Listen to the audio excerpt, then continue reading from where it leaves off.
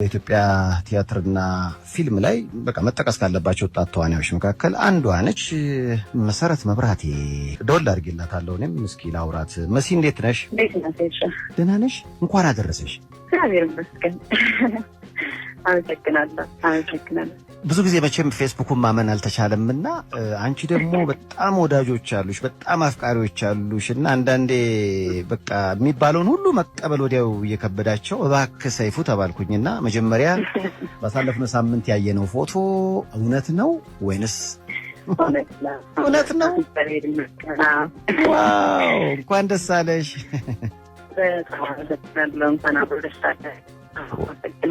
ተወዳጇ ቆንጅየው አርቲስት መሰረት መብራቴ በህይወቷ ከረጅም ዓመታት ጥበቃ በኋላ እነሆ የሴት ልጅ መሆኗ ተነገረም። ለዓመታት ልጅ ለማግኘት ስትመኝ የነበረችው ይህች ድንቅ አርቲስት አሁን ህልሟ ተሳካ እያሉ በርካታ መረጃዎች እየወጡ ይገኛሉ። አርቲስቷ በሕክምና ታግዛ ልጇን ወለደች ወይስ ደግሞ የጉዲፈቻ ልጇ ናት የሚለውን እውነታ ጠይቀን የደረስንበትን እናስመለክታችኋለን።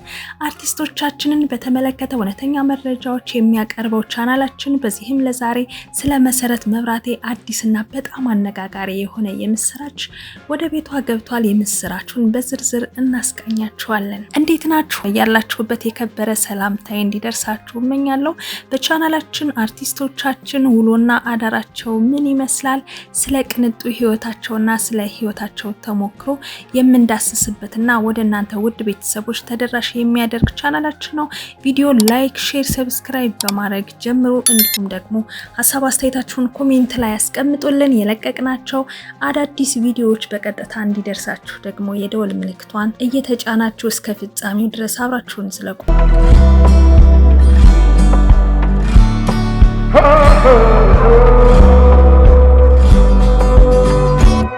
ወደ ዋናውና እጅግ አነጋጋሪ ወደ ሆነው ጉዳይ ከመግባታችን በፊት ስለ መሰረት መብራቴ የታደገች የተወለደች የተሳደገች ሚለውንና የህይወቷን መንገድ በጥቂቱ እናስቃኛችሁ። የበጎ ስራ አምባሳደሩ አርቲስት መሰረት መብራቴ ከእናቷ ከወይዘሮ ገነት ሲሳይና ከአቶ መብራቴ በመሃል ካሳንችስ አካባቢ በመወለዷ በዳግማዊ ምኒልክ ትምህርት ቤት የመጀመሪያ ደረጃ ትምህርቷን ያጠናቀቀች ሲሆን ከክርስትና ጀምሮ ከበዓታ ማርያም ቤተክርስቲያን እንዳልተለየች የምትናገረው መሲ በዓታ ማርያም ቤተክርስቲያን የሰንበት ተማሪ ሆና በስነ ጽሁፍ በትወናና በዝማሬ አገልግላለች። አሁንም ቢሆን በቋሚነት ባይሆንም ከበዓታ ማርያም ግቢ አጠፋም በትምህርቷ ጎበዝ የነበረችው መሲ የመጀመሪያዋ ስራ በሆነው የሻማ አምባ ድራማ ላይ በመስራት ሲሆን የመጀመሪያ የኪነ ጥበብን ዓለም የተቀላቀለችው ያኔ ነበር። ፊልሙ በ1986 ዓ.ም ነበር ለህዝብ በይፋ የቀረበው። የድራማው አዘጋጅ ዳንኤል መሲ በአንድ ቤተክርስቲያን ላይ ካያት በኋላ ይህንን ገጸ ባህሪ እች ልጅ ብትጫወተው ብሎ በማሰብ ፊልሙ ላይ ሊጋብዛት ችሏል ማለት ነው። ቀድሞ ፊልሙ ላይ የሚነሳው የመሰረት መብራቴ ዜና ከዚህ በኋላ በጣም በርካታ ፊልሞችን ሰርታለች። ብዙዎቻችን ገመና ቁጥር 1 እና ቁጥር 2 ተከታታይ ድራማ ላይ እናውቃታለን። በወቅቱ እንዲሁም አሁንም ድረስ የሚታወቅ ድራማ ነበረም። ከገመና በኋላ ከቀናት መካከል ከሚለው ድራማ ላይ የፍቅር ሽሚያ፣ ዳግማዊት፣ ሂሮሽማ፣ የሞሪያ ምድር፣ ጉዲፈቻ እንዲሁም ዜማ ህይወት የተሰኙ ተወዳጁ አርቲስት መሰረት መብራቴ በህይወቷ እጅግ በጣም በበርካታ በጎ አድራጎትና እንዲሁም ደግሞ በተለያዩ መልካም ስራዎች የምትታወቀው አርቲስት መሰረት መብራቴ ከሰራቻቸው ስራዎች መካከል በጥቂቱ ይህንን ያክል ብለናቸዋል። ሌላኛው ደግሞ እንግዲህ ስለ መሰረት መብራቴ ስለ አርቲስት መሰረት መብራቴ ሲነሳ እጅግ አነጋጋሪው ነገር የእድሜዋና የፊቷ ገጽታ አብሮ የማይሄድ በመሆኑ ነበር።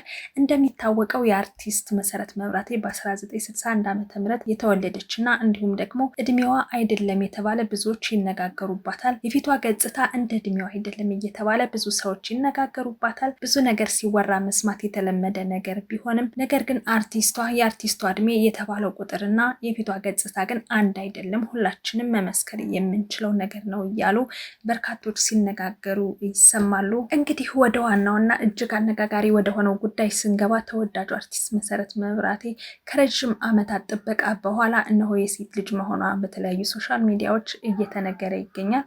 ከ30 ዓመታት በኋላ ወደ ትዳር የገባቸውና ለዘመናት ልጅ ለማግኘት ስትመኝ የነበረችው ይቺ ድንቅ አርቲስት አሁን ላይ ህልሟ ስለመሳካቱ በርካታ መረጃዎች እየወጡ ይገኛሉ። በመሆኑም አርቲስቷ በሕክምና ታግዛ የገዛ ልጇን ወለደች ወይስ ደግሞ በጉዲፈቻ ነው የወለደች ሚለውን ዛሬ እውነታውን ይዘንላችሁ ቀርበናል። አርቲስት መሰረት መብራቴ በቅርብ የሚያውቋት ሰዎች እንደሚገልጹት ባጋጠማት የተፈጥሮ እክል ምክንያት ልጅ ለማግኘት ለረጅም ዓመታት ስትመኝና እንዲሁም ደግሞ ስትጸልይም ቆይታለች። በትዳሯ እጅግ ደስተኛ ብትሆንም ልጅ ማፍራትና ዘሯን የሚተካ አለማግኘቷ በውስጧ ላይ ትልቅ ጠባሳ ጥሎ ማለፉን የቅርብ ሰዎች ያወጋሉ። ነገር ግን መሰረት ይህንን የውስጥ ስብራትና ለልጅ ያላትን ጥልቅ ፍቅር ወደ በጎ አድራጎት ስራ ቀየረችው።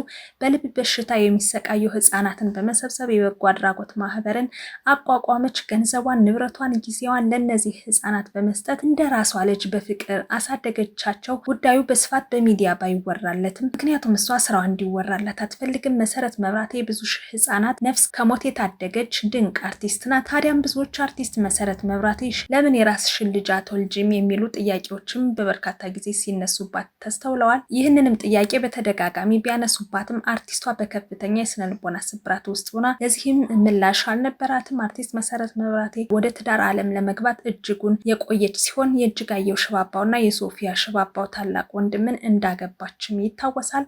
እጅግ የሚወዳት ወንድ አግብታ በትዳሯ ጥሩ እንክብካቤ ብታገኝም ልጅ አለማፍራቷ ግን በትዳር ህይወቷ ውስጥ ሁሌ የሚያሳዝናትና እንዲሁም ደግሞ ሁልጊዜም ልቧን የሚሰብረው ትልቅ ጉዳይ ነበር። ባለፉት ዓመታት ከባለቤቷ ጋር ያላትን ፎቶዎች በማህበራዊ ሚዲያ ላይ አለመልቀቋን ተከትሎ ብዙዎች ምናልባት ተለያይተው ይሆናል የሚሉ ጥያቄዎችንም አንስተው ነበር። ነገር ግን አርቲስቷ አሁንም ከባለቤቷ ጋር በአንድነትና በፍቅር ልጅ ባይኖራትም እንኳን እየኖረች መሆኑንም መረጃዎች ያረጋግጣሉ። ነገር ግን ከሰሞኑ በኢንስታግራም ገጿ ላይ ከአንዲት ህፃን ልጅ ጋር በተደጋጋሚ የለቀቀቻቸው ፎቶዎች መሰረት መብራቴ በመጨረሻ የልጅ እናት ሆናለች የሚለውን ወሬ እውነት ያደረገው ነው። በአሁኑ ዘመን ከ30 እና ከ40 ዓመታት በኋላ በቴክኖሎጂ ታግዘው የሚወልዱ እናቶች ቁጥራቸው በርከት ብሏል። ብር ካለ በሰማይ መንገድ አለ እንደሚባለው ለዘመናት ልጅ አጥቶ የተንከራተቱት እናቶች በሳይንስና በፈጣሪ እርዳታ የልጅ እናት ሲሆኑ እያየንም እየተመለከትንም ከራርመናል። መሰረትም ስመጥር በሆኑ ዶክተሮች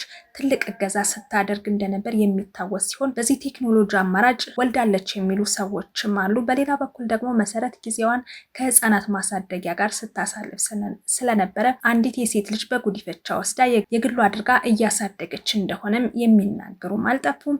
ጉዳዩ ግን ወልዳውም ይሁን በጉዲፈቻ መውለድ ቋንቋ ነው እንደሚባለው ይቺ ህፃን ልጅ መሰረት መብራቴ ቤት በመግባቷ እጅግ እድለኛ ናት። እንደ መሰረት ያለች ቆንጆ፣ ደርባባ፣ አስተዋይና ውስጧ የሚያምር እናት ማግኘት እጅግ በጣም መታደል ነው። መሰረት በሚዲያ ወጥታ ኑሯን፣ ሀብቷንና ዝናዋን ማሳየት የማትፈልግ ሴት ስትሆን በተደጋጋሚ በሰይፉ ፋንታውን ፕሮግራም ላይ በተለያዩ ትልልቅ ቲቪዎች ላይ እንድትቀርብ በሚሊዮን የሚቆጠር ገንዘብ ቢቀርብላትም ልትታይ አልፈለገችም። ያደረገችውን ታላቅ የበጎ አድራጎት ስራ እንኳን በሚዲያ እንዲራገብላት አትፈልግም። ያደረገችውን ታላቅ የበጎ ስራ ዝና የማይደንቃት ቀድማ በኢትዮጵያ ህዝብ ልብ ውስጥ የነገሰች ድንቅ ሴት ናት። ያም ሆነ ይቺ ተወዳጅ አርቲስታችን ዛሬ ላይ የልጅ እናት ሆና በመገኘቷ ሁላችንም ደስ ብሎናል። እንኳን ደስ ያለሽ ልንላት እንወዳለን።